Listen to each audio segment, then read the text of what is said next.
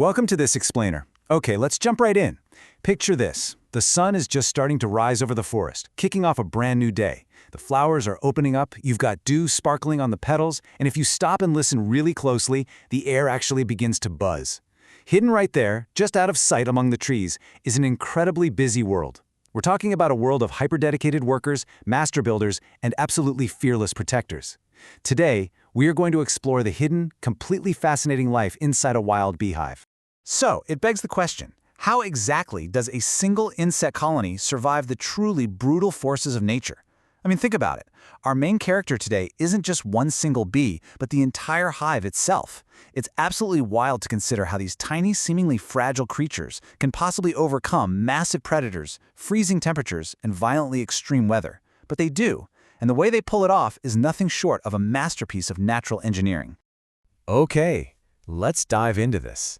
Inside the hive society, the micro-world of order. To really understand how they survive, we first have to step inside the safe, incredibly structured interior of the hive. A colony isn't just a random bunch of insects living in the same neighborhood. It is a highly organized society. Honestly, it's almost like a single massive superorganism.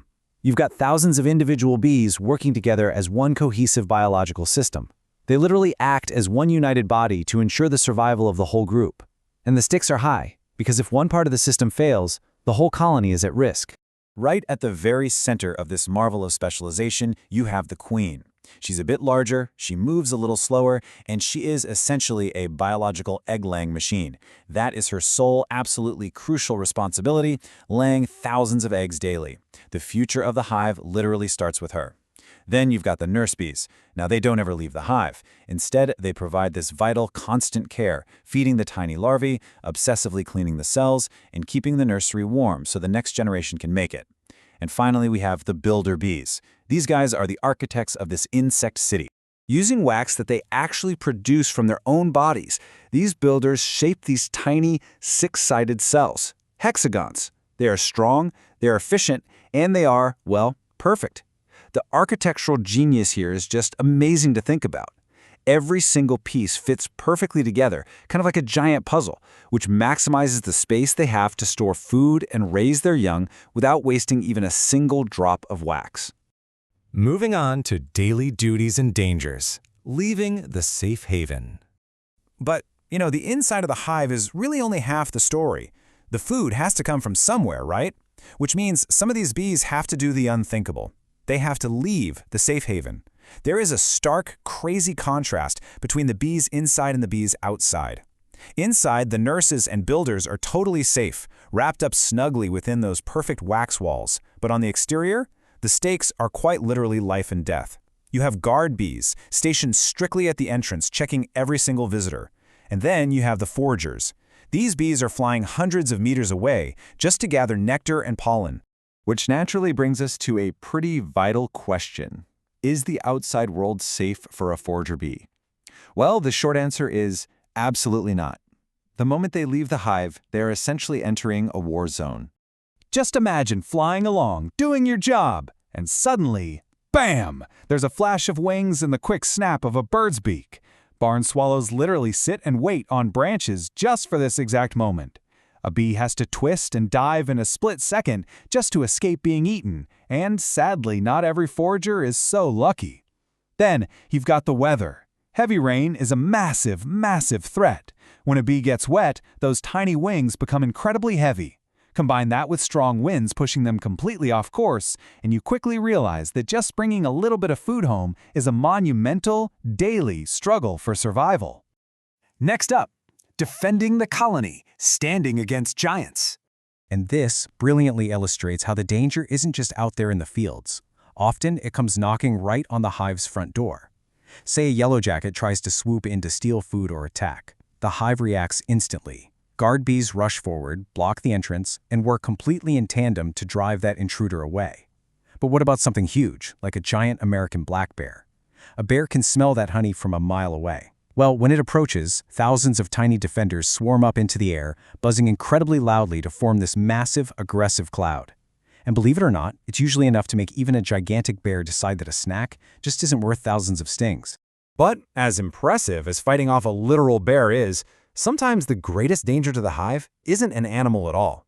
It's the raw, unavoidable power of nature itself. Picture a severe thunderstorm rolling in.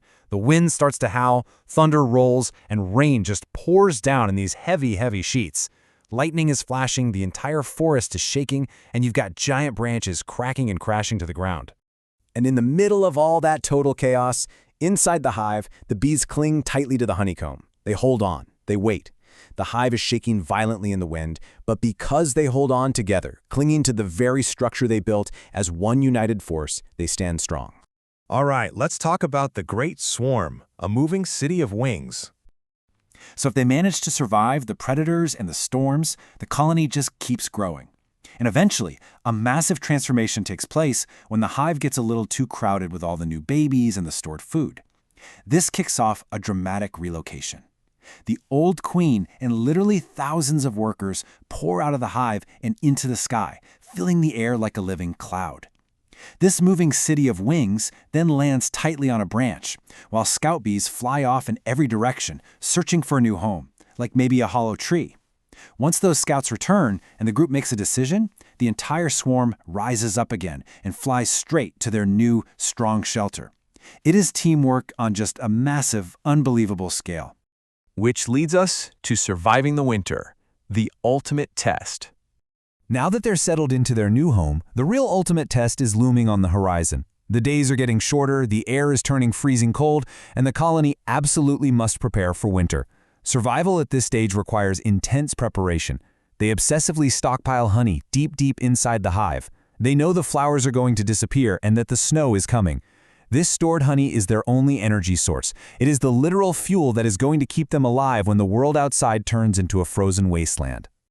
Now, what's really interesting about this is that instead of just hibernating like a bear would, they use this incredibly clever biological mechanism. They form what's known as a winter cluster. This is a super tight group of bees that continuously vibrate their muscles to create a literal living heater right there inside the freezing hive. The mechanics of this cluster are just flawless. After gathering tightly together and vibrating their flight muscles to generate that crucial, life-saving heat, they do something amazing. They slowly rotate positions. The freezing bees on the very outside of the cluster move inward to warm up, while the toasty bees on the inside move outward to take their place. This collective teamwork ensures that the hive stays warm, and every single bee shares the burden of the cold. No bee is left out to freeze. And thanks to that perfect synchronized system, we finally reach the triumphant end of our timeline. The snow melts as winter ends, sunlight warms the earth as spring officially returns, and life begins all over again as those first flowers appear, and the foragers can finally return to the sky. They face the freezing cold, the brutal storms, and the vicious predators, and they made it through entirely as a unified front.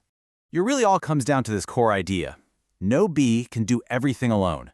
But together, they survive. Whether it's building those geometrically perfect wax hexagons, fending off a huge black bear, or rotating in a winter cluster to share body heat, it is the absolute power of the collective that guarantees their survival. Which leaves us with this final, kind of profound thought. Through all those predators, the insane storms, and the freezing winter, the hive survives simply because they do it together. So looking at the incredible, unyielding resilience of this tiny, living hive, what impossible challenges could we overcome if we truly learn to work as one? Thank you so much for exploring the hive with me today. Catch you next time.